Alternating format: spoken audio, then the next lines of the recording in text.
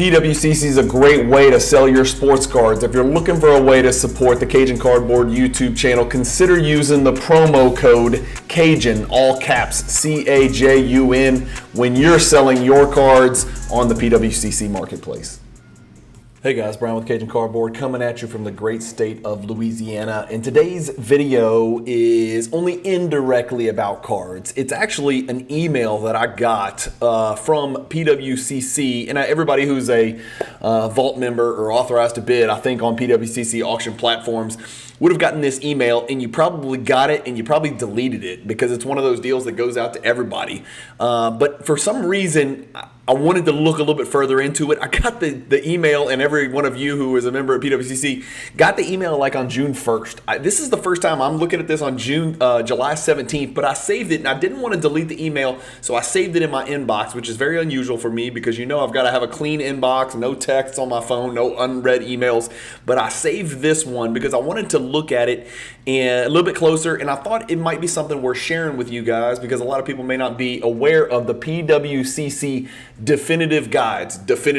And so I've got screen share here. I'm going to show you the email. Here's the email. It's real simple. It's innocuous. PWCC definitive guides. It was just a reminder that those exist. What's a definitive guide? Well, it says dive deep into some of the biggest players, characters, because some of these are fictitious creatures, and cards across the industry with PWCC definitive guides. Go beyond the asset with background information and market insights that can help you target the next great addition to your portfolio. We're going to look at some of the definitive guides, what they are. This is going to be a 10-minute video. I promise you. I know I'm long-winded. It's not going to take forever, but we're going to click the button, and when you click the button, it takes you here to the PWCC definitive guides. Here it is. You can actually sort the guides by whatever you're looking for, like basketball only, whatever, but I wanted to show you guys because a lot of you all watch my channel for basketball and basketball related content, cards, fantasy basketball, actual basketball, NBA history, things like that. But they've got like video games on here, comic books, all that stuff, right? None of that stuff interests me at all, okay? Well, I mean, I shouldn't say that. The video game stuff definitely interests me. The comic books, not so much. The Pokemon, the Yu-Gi-Oh!, the Magic the Gathering, it doesn't interest me. But I know some of you guys watching are cross-platform. You may collect every sport. You may collect Magic and Lord of the Rings cards and whatever. They've got definitive guides, which are just basically deep dive treatises, research, and data and information. For instance, let's just keep scrolling.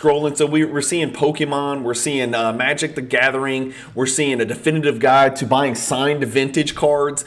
How about Satchel Paige's baseball cards? A guide to buying Satchel Paige if you want to start a new PC. Same thing for Shoeless Joe right here. You're talking about some TCG stuff here. Ty Cobb's baseball cards. This is what I thought was cool, and this is the first time I actually noticed it. I'm a huge soccer fan. I have a 1% collection of soccer, right? I'm 99% basketball, really more than 99%, and then 1% of soccer.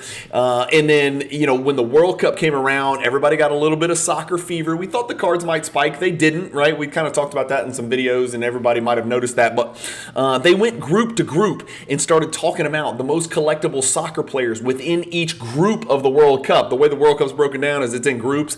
And so you can see trading card guide to Group E in the 2022 FIFA World Cup in Qatar, or Qatar, however you want to pronounce it. Group F, Group D, Group H, Group G. You can go through the list and it takes you through some of the players. Sadio Mane, you're looking at Erling Haaland, you're looking at the Jude Bellingham, you're looking at Messi, of course, in Group C, and we know how that panned out with Argentina waxing France and Messi, winning his first World Cup and solidifying himself as the greatest of all time, no matter what anybody else says. You've got all kinds of stuff about that iconic 100 countdown that so many of us disagree with, which is making for great conversation piece. Again, it's just an opinion of one particular person. It's actually a consensus of opinions and input that was solicited from members of the hobby, and I was actually just one of many people who submitted their top 100 in order, and so that's how it played out. You can look at it 10 at a time, the top 10, 10 to 20, 21 to 30, 31 to 40, 41 to 50, etc. So if you want to go back and revisit the iconic 100, what does iconic even mean? I don't know, but you guys can look through that. Roberto Clemente, Pele, Ted Williams, there's Oscar Robertson, there's some basketball action action for you guys. There's Bob Cousy cards. There's not that many to choose from, but here's a definitive guide to Bob Cousy cards. They're not going to tell you what to collect, but they'll tell you what to be on the lookout for. I like these definitive guides. One particular guide stood out to me, and you've got to scroll all the way down on page 2, all the way to almost the very end, and I want to click in here. It's a guide to the 1980 Topps Magic, Bird, and Dr. J scoring leaders card number 139. Of course, that's the card we're talking about. This is just talking about where Magic and Bird started. It takes you through it. It's written by Epic Slabs on IG. Andrew Kirshner on IG is Epic Slabs. He does a good job. He basically starts from the beginning, and it's not long. Look, you can scroll down to the end. Boom, you're talking about 1-2 pages. Go in here and read it. But it talks about how Magic and Bird met in the the famous one of the most watched NCAA championships of all time. Rural versus urban, black versus white, big school versus little school, favorite versus underdog. Go down the list. There's a lot to it. And of course, Magic had a little more ammunition, a little more help around him than Larry Bird did, and Michigan State ended up taking it home, and Magic had a monster game. And then they talk about Magic and Dr. J and how that started in the NBA, right? I know it was Magic and Bird, and their careers paralleled, and they became friends after being mortal enemies, and they developed a friendship over the years, a very close friendship, and that kind of bloomed out of respect and competition. But Magic versus Dr. J was first, right? Because the Lakers took down the 76ers in the finals when Magic played center for Kareem, and he had that famous 42-15-7 game playing center as a rookie in Game 6 in the Spectrum in Philadelphia, and put it to Dr. J, and of course he would be a legend from that point forward. And then they talk about how there's 3 legends on one card. It's the only card out there with Magic and Bird, 2 of the top 10 players of all time by anybody's standards. There is no argument that can be made that either one of those players are not top 10 players of all time. Yes, some people can argue they're top 5, top 6, top 7, whatever you want. Ain't nobody out there with the brain applying any logic that could argue that Bird and Magic are not top 10 players of all time.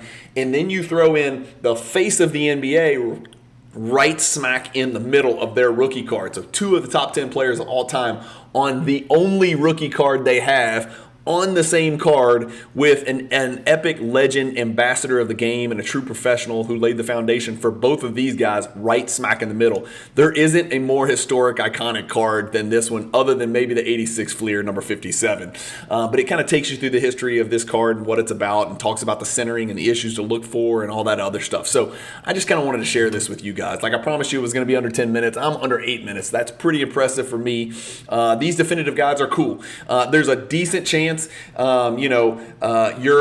you collect a certain player, you may not find a definitive guide for them in there. And again, this is not the be-all, end-all. I haven't read all these definitive guides, but I just thought it was cool, and I stumbled upon this one for Magic and Bird with Doc in the middle talking about that card and how we got to that card and what it means, and it's pretty cool. It's just always good to read about card stuff, and there's a couple of options of some basketball stuff for you guys to read on these definitive guides. And if you collect outside of basketball, well, there's all sorts of stuff on here, just in case you collect some of these famous baseball and football players or hockey players as well. Anyway, that's it, guys. That's all I had for you today. Nationals are right around the corner. Hopefully you guys are going. If you are, stop me, grab me, introduce yourself to me, shake my hand, and I hope you guys have a great time at the National, because I intend to as well. I can't wait to see so many of my friends, and I'm sure you guys feel the same way. I was pretty excited for Atlantic City. Words cannot describe how excited I am for Rosemont. I cannot wait to get up there. The days can't pass fast enough. It's like Christmas for a 49-year-old dude from Louisiana. It's weird, it's nerdy, but I tell you what, I can't wait to get up there and see my friends and just talk about cards for like 5 straight days. So thank you guys for watching. Keep collecting, stay positive in the hobby, and peace.